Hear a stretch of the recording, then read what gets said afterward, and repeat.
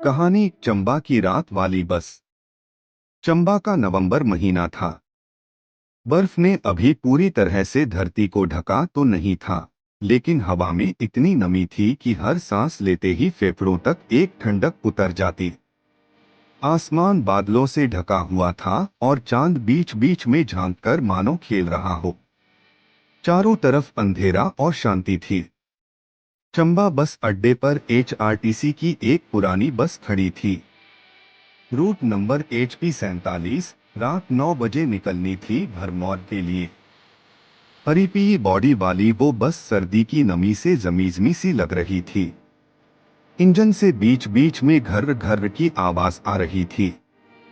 Driver तिब्बती चाय P रहा था, कंडक्टर टिकट बुक्स चेक कर रहा था और यात्री धीरे धीरे अपनी अपनी सीटें पकड़ रहे थे। भीड़ में दो दोस्त भी चढ़े, साक्षी और अनवी। दोनों कॉलेज फ्रेंड्स शिमला से चंबा घूमने आई थी और अब भरमौर व भालाई माता मंदिर जाने का मन बनाया था। अनवी बेहद साधारण जीन्स, ऊनी स्वेटर, हाथ में एक डायरी और बैग में कैमरा। उसका चेहरा सीधा साधा लेकिन आंखों में एक अजीब सुकून। साक्षी इसके बिल्कुल उलट। उसने काले रंग का लंबा ऊनी कोट पहना था जिसके गले पर चांदी के धागों से बना डिजाइन चमक रहा था। कानों में लंबे झुमके और हाथ में एक पुरानी चेन ब्रेसलेट जिस पर छोटे छोटे माणिक जड़े हुए थे। और सबसे अलग उसका परफ्यूम, गहरी भारी खुशबू जिसमें लौंग, धूप और पुराने लकड़ी की महक थी। इतनी स्ट्रॉन्ग कि बस में चढ़ते ही लोग सिर घुमाकर उसे देखने लगे। अनवी ने मजाक में कहा, साक्षी तू बस में बैठने आई है या इसी शाही महफिल में? यहाँ ये ठंडी हवा, धूल मिट्टी, ये सब झेल पाएगी तेरी महारानी वाली सजावट? साक्षी ने आंख मारकर कहा, डियर, जगह कोई भी हो, एंट्री हमेशा रॉयल होनी चाहिए। बस चल पड़ी। आधे से ज्यादा सीटें खाली थीं। एक बुजुर्ग दंपत्ति सबसे पीछे बैठा था।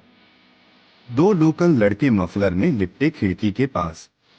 बीच में एक पंडित जैसे दिखने वाले आदमी जिनके हाथ में रुद्राक्ष की माला थी और आंखें बंद करके लगातार जाप कर रहे थे। अनवी खिड़की वाली सीट पर बैठकर हेडफोन में म्यूजिक लगाने लगी। साक्षी अपनी सेल्फी लेने लगी, कभी फ्लैश ऑन, कभी ऑफ, कभी ऊपर से, कभी साइड से। धीरे धीरे बस चंबा शहर से बाहर निकलकर जंगलों और पहाड़ों में उतर गई।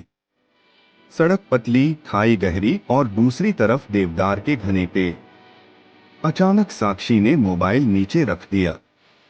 उसका चेहरा गंभीर हो गया। वो अनवी की तरफ झुककर बोली, अनवी, तुझे नहीं लग रहा कोई हमें देख रहा है? अनवी ने हंसते हुए कहा, हाँ, सब देख रहे होंगे तुझे। तू बंठन के बैठी है, कोई नजरअंदाज करेगा क्या? लेकिन साक्षी हंसी नहीं। उसकी आंखें बार बार बस के कोनों में घूम रही थीं। चेहरा फीका, होंठ सूखे और पसीने की बूंदें ठंड में भी झलक रही थीं। उसने खिड़की के बाहर झांका और उसी पल अनवी ने साफ देखा, साक्षी के कंधे के पास शीशे में एक हल्की सी परछाई, जैसे किसी और का चेहरा उसके पीछे हो। साक्षी बुदबुदाई, वो मुझे पसंद करती है। अनवी चौंकी, कौन? लेकिन साक्षी ने कोई जवाब नहीं दिया, बस हल्की मुस्कान दी और आंखें बंद कर ली। कुछ देर बाद